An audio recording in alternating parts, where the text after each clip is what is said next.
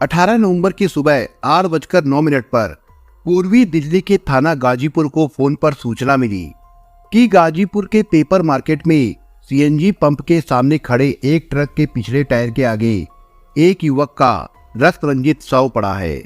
शव मिलने की सूचना पर एएसआई धर्म सिंह हेड कांस्टेबल राजकुमार को साथ लेकर मोटरसाइकिल से पेपर मार्केट पहुंचे। वहां पर एक 22 पहियों वाला ट्रक खड़ा था, जिसके बाईं तरफ पहिए के नीचे एक युवक का शव पड़ा था, जिसकी गर्दन को बेरहमी से रेता हुआ था। गर्दन के नीचे काफी खून पड़ा था। मृतक लाल रंग की चेकदार शर्ट और ग्रे कलर की पैंट पहने हुए था। हत्या का मामला था, इसलिए एएसआई ने तत्काल इसकी सूचना गाजीपुर के थाना प्रभारी अमर सिंह को दे दी। थोड़ी देर में थाना प्रभारी अमर सिंह पुलिस टीम के साथ घटनास्थल पर पहुंच गए और शव का बारीकी से मुआयना करने लगे। मृतक नंगे पैर था और उसके पैर फुटपाथ की तरफ थे। उसका नंगे पैर होना शक पैदा करता था कि उसकी हत्या किसी और जगह की गई होगी। उसकी गर्दन पर दाहिनी ओर किसी धारदार हथियार का गहरा घाव था। थाना प्रभारी ने आसपास के लोगों और वहां से आने जाने वालों को रोककर मृतक की शिनाख्त कराने की कोशिश की, लेकिन उसकी शिनाख्त नहीं हो पाई। तब उन्होंने क्राइम टीम बुलाकर शव और घटनास्थल की फोटो करा ली और शव को मोर्चरी में रखवा दिया। एएसआई राजेश को घटनास्थल की निगरानी के लिए छोड़कर थाना प्रभारी अमर सिंह थाने लौट आए। उन्होंने थाने में आईपीसी की धारा 302 के तहत अज्ञात हत्यारों के खिलाफ मामला दर्ज कर लिया। इस केस की तफ्तीश की जिम्मेदारी उन्होंने स्वयं अपने हाथों में ली। थाना प्रभारी अमर सिंह ने अब तक की सारी कार्रवाई का ब्यौरा एसपी आनंद मिश्रा और डीएसपी ओमवीर सिंह को दे दिया। कल्याणपुरी के एसपी आनंद मिश्रा ने थाना प्रभारी अमर सिंह, सब इंस्पेक्टर सोनू तथा कांस्टेबल नीरज की एक टीम बनाकर इस मामले को जल्द से जल्द हल करने के आदेश दिए। पुलिस टीम इस ब्लाइंड मर्डर केस की जांच में जुट गई। थाना प्रभारी टीम के साथ गाजीपुर के पेपर मार्केट में उस जगह पर पहुंचे जहां पर घटना हुई थी और उन्होंने हत्या से जुड़े संभावित सुरागों की तलाश में वहां के पास पड़ोस के बहुत सारे लोगों से पूछताछ की, लेकिन उन्हें वहां ऐसा कोई भी व्यक्ति नहीं मिला जो मृतक को पहचानता हो। कई घंटे तक घटनास्थल की खाक छानने के बाद भी जब अमर सिंह को इस हत्याकांड से जुड़ा कोई सुराग नहीं मिला तो वो थाने वापस लौट आए। उन्होंने अपने सभी निकटवर्ती थानों को इस वारदात की जानकारी देकर उनके यहाँ हाल ही में गुम हुए लोगों के बारे में पूछताछ की, लेकिन किसी का भी हुलिया मृतक के हुलिये से मेल नहीं खा रहा था। उसी दिन शाम के समय एक औरत अपने 2 जानने वालों के साथ गाजीपुर थाने के ड्यूटी ऑफिसर के सामने पहुंची। उसने बताया कि उसका पति मिथिलेश ओझा पिछली रात से घर वापस नहीं लौटा है। वो नोएडा में नौकरी करता था। उसने अपने पति का फोटो भी दिखाया। जब थाने में मौजूद ड्यूटी अफसर ने उस अज्ञात मृतक की फोटो दिखाई तो उसे देखते ही वो बुरी तरह से चीख पड़ी। उसने रोते हुए बताया कि ये फोटो उसके पति मिथिलेश ओझा का है। इसके बाद उसे शव दिखाने के लिए अस्पताल ले जाया गया, जहां उसने शव को देखते ही उसकी शिनाख्त अपने पति मिथिलेश ओझा के रूप में कर दी। शव की शिनाख्त हो जाने के बाद उसे थाना गाजीपुर लाकर फिर से पूछताछ की गई। उसने बताया कि उसका नाम कविता है और वो अपने 2 बच्चों व पति के साथ दल्लूपुरा में किराए के मकान में रहती है। कल यानी 16 नवंबर को उसका पति रोज की तरह सुबह घर से काम पर नोएडा के लिए निकला था। वो नोएडा की सेक्टर 63 स्थित एक प्राइवेट कंपनी में ड्राइवर था। काम खत्म होने के बाद वो रात को 9 बजे तक घर लौट आते थे, लेकिन कल रात वो घर नहीं लौटा। पति के नहीं लौटने से वो बहुत परेशान थी। उसने पति के मोबाइल पर कॉल भी की, लेकिन उसका मोबाइल फोन बंद आ रहा था। कविता ने अपने सभी नाते रिश्तेदारों को फोन करके पति के बारे में पूछा, लेकिन उसे कहीं से भी मिथिलेश के बारे में कोई जानकारी नहीं मिली। पूरे दिन पति को इधर उधर तलाश करने के बाद वो अपने जीजा अरविंद मिश्रा और पति के दोस्त विजय कुमार के साथ पति की गुमशुदगी दर्ज करवाने थाने आ गई। कविता के पति मिथिलेश ओझा के कातिलों का सुराग हासिल करने के लिए उससे मिथिलेश की किसी से संभावित दुश्मनी के बारे में पूछताछ की गई। उसने बड़ी मासूमियत से बताया कि उसका पति बहुत मिलनसार स्वभाव का था, उसकी किसी से भी दुश्मनी नहीं थी। उसकी बात सुनकर थाना प्रभारी अमर सिंह सोच में पड़ गए। दरअसल ऐसा कोई कारण जरूर था जिसकी वजह से बीती रात उसके पति मिथिलेश ओझा की हत्या हो गई थी।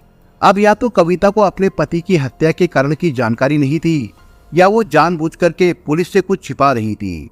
निस्संदेह ये तफ्तीश का विषय था। थाना प्रभारी ने कविता से उसके और उसके पति के साथ उसके सभी नजदीकी परिजनों के मोबाइल नंबर पूछकर अपनी डायरी में नोट कर लिए। इसके बाद उन्होंने कविता को घर जाने के लिए कह दिया। जब इन सभी नंबरों की कॉल डिटेल्स निकलवाई गई तो विजय कुमार और कविता के मोबाइल नंबरों की कॉल डिटेल्स की जांच पड़ताल के दौरान थाना प्रभारी अमर सिंह की आंखें चमक उठी। उन्होंने देखा कि दोनों के बीच मोबाइल पर अक्सर बातें होती थी। घटना वाले दिन शाम के समय विजय ने ही मिथिलेश के मोबाइल पर आखिरी कॉल की थी। ये देखकर उन्हें विजय कुमार और मृतक की पत्नी कविता पर शक हुआ। उन्होंने विजय को थाने बुलाकर उसके और कविता के बीच होने वाली बातचीत के बारे में पूछताछ की। पहले तो विजय कुमार ने उन्हें अपनी बातों से बरगलाने की कोशिश की, लेकिन बाद में वो टूट गया। उसने अपना अपराध स्वीकार कर लिया। कविता से भी उसके तथा विजय के संबंधों के बारे में पूछताछ की गई।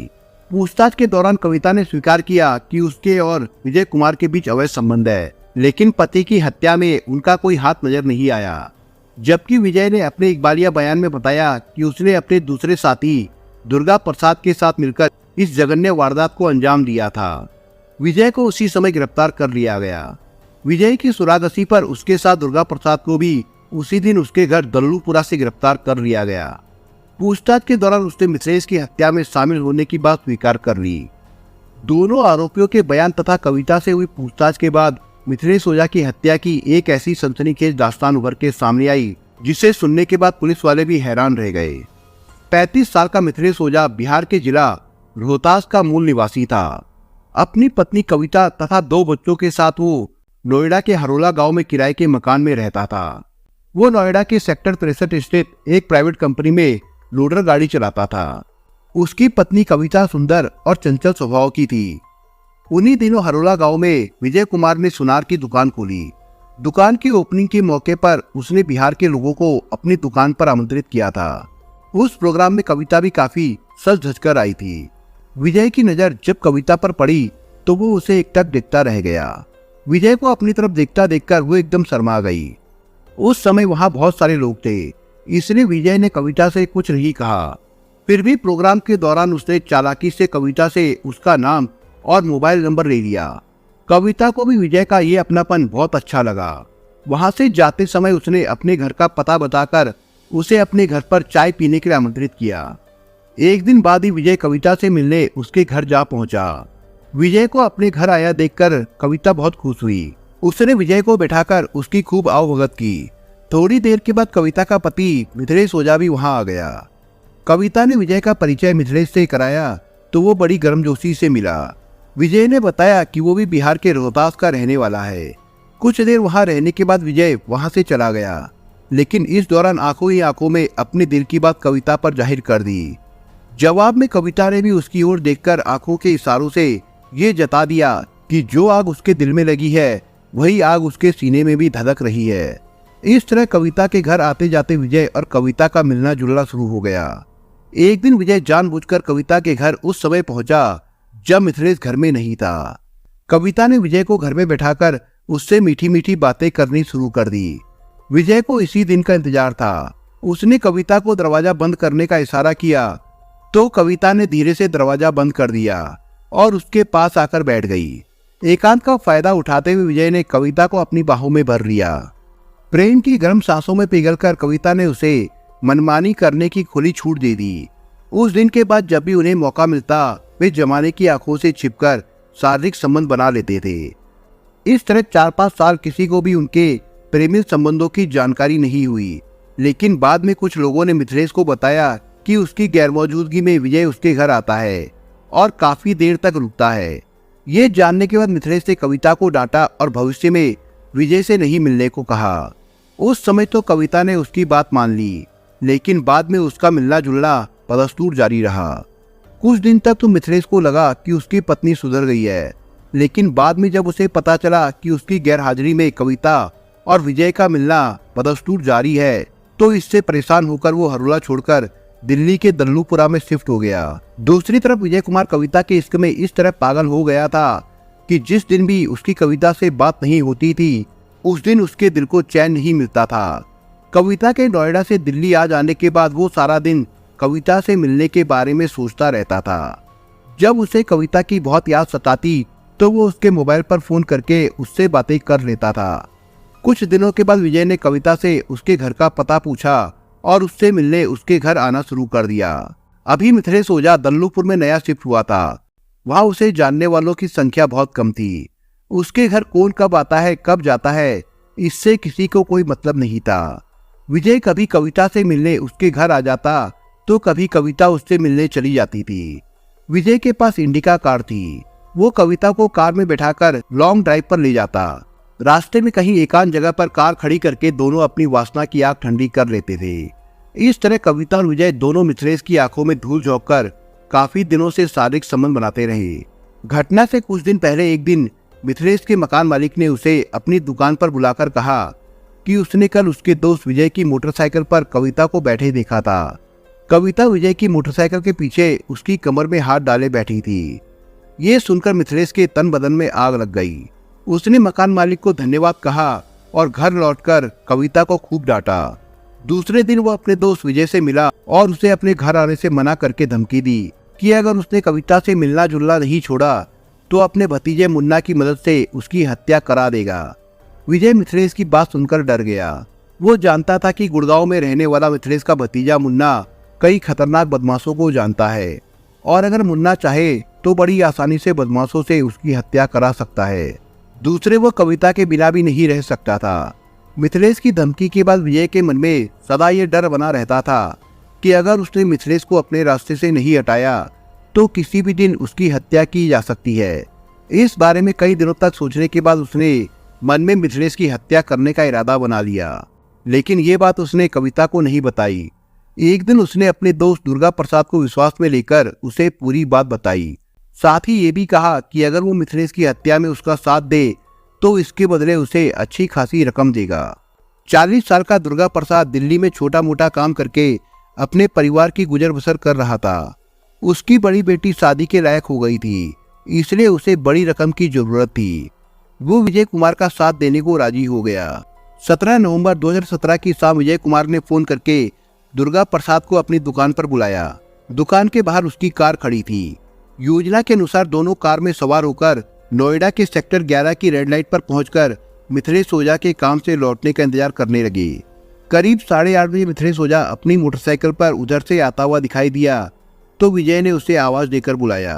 फिर उससे बातें करते हुए अपनी कार के पास आकर बोला, यार बड़ी सर्दी हो रही है, चलो कार में बैठकर बातें करते हैं। बातें करते करते विजय कार की ड्राइविंग सीट पर बैठ गया और मिथिलेश ओझा ने अपनी साइकिल वहीं पर खड़ी कर दी और कार की पिछली सीट पर जाकर बैठ गया। मिथिलेश से विजय ने कहा कि एक जगह चलना है। उसकी बात सुनकर मिथिलेश ओझा उसके साथ जाने को राजी हो गया। इसके बाद कार टी पॉइंट से होकर कुंडली में शराब के ठेके के पास पहुंची। वहां से शराब की बोतल और कोल्ड ड्रिंक लेकर विजय ने कार में बैठकर तीनों के लिए पैक बनाए। इसी बीच मिथिलेश की नजर बचाकर विजय ने मिथिलेश के पैक में नींद की गोलियां मिलाकर उसे पैक पीने के लिए दे दिया। थोड़ी देर में आने वाली मौत की आहट से बेखबर मिथिलेश जाम से जाम टकराने के बाद शराब की चुस्कियां लेने लगा। बोतल की शराब खत्म होने पर भी जब मिथिलेश को अधिक नशा नहीं हुआ तब विजय फिर ठेके पर पहुंचा और शराब का एक अद्दा और खरीद लाया। विजय और दुर्गा प्रसाद ने कम शराब पी और मिथिलेश को जानबूझकर इतनी अधिक पिला दी जिससे वो बेहोश हो गया। उसके बेहोश होते ही विजय और दुर्गा प्रसाद एक दूसरे की ओर देखकर मुस्कुराए। विजय कार चलाते हुए गाजीपुर के पेपर मार्केट में पहुंचा, जहां एक सुनसान सी जगह पर 22 पहियों वाला ट्रक खड़ा था। उसके बराबर कार रोककर विजय पिछली सीट पर पहुंचा और दुर्गा प्रसाद की मदद से एक रस्सी से मिथिलेश का गला घोंट दिया। मिथिलेश की हत्या करने के बाद दोनों ने उसके शव को घसीटकर कार की पिछली सीट से नीचे उतारा और उस ट्रक के पीछे पहिए के सामने रख दिया। विजय ने दुर्गा प्रसाद से सड़क पर निगरानी करने के लिए कहा और खुद एक पेपर कटर लेकर बेदर्दी से मिथिलेश का गला रेत दिया। विजय ने सोचा कि रात के अंधेरे में ट्रक ड्राइवर ट्रक चलाएगा तो मिथिलेश का चेहरा बुरी तरह से कुचला जाएगा, जिससे पुलिस उसकी शिनाख्त नहीं कर पाएगी। मिथिलेश की जेब में रखे कागजात, मोबाइल फोन और उसकी चप्पल निकालकर विजय और दुर्गा प्रसाद कार से वापस नोएडा के टी पॉइंट पर पहुंचे। रास्ते में उन्होंने मिथिलेश की चप्पल और मोबाइल फेंक दिया। इसके बाद दुर्गा प्रसाद को उसके घर दल्लूपुर में छोड़कर विजय अपने घर लौट आया। सुबह 7:30 बजे विजय फिर रात के पास पहुंचा तो ट्रक को वहीं खड़ा देखकर उसे डर सा लगा। उसने वहीं से दुर्गा प्रसाद को फोन करके मिथिलेश की साइकिल को रात वाली जगह से हटाकर कहीं छिपा देने के लिए कहा। इसके बाद वो अपने घर आ गया। थोड़ी देर बाद उसके मोबाइल पर कविता का फोन आया। कविता ने उसे बताया कि रात में उसका पति घर नहीं लौटा है। उसकी बात सुनकर वो सहानुभूति का नाटक करने उसके घर दल्लूपुर पहुंचा। फिर वो कविता और उसके जीजा अरविंद मिश्रा के साथ मिथिलेश ओझा की गुमशुदगी दर्ज कराने के लिए गाजीपुर थाने पहुंच गया। थाना प्रभारी अमर सिंह ने 11 नवंबर को मिथिलेश हत्याकांड में दोनों आरोपियों विजय कुमार और दुर्गा प्रसाद को दिल्ली के कड़कड़डूमा की अदालत में पेश कर दिया, जहां से उन्हें जेल भेज दिया गया था। दोस्तों, इस कहानी के बारे में आपके विचार क्या है, हमें कमेंट बॉक्स में जरूर बताएं। और दोस्तों, अगर आपको हमारा काम पसंद आया हो तो वीडियो को लाइक शेयर जरूर करिए। और अगर आपने अभी तक चैनल को सब्सक्राइब नहीं किया हो तो जाने से पहले चैनल को सब्सक्राइब जरूर करिए दोस्तों। धन्यवाद।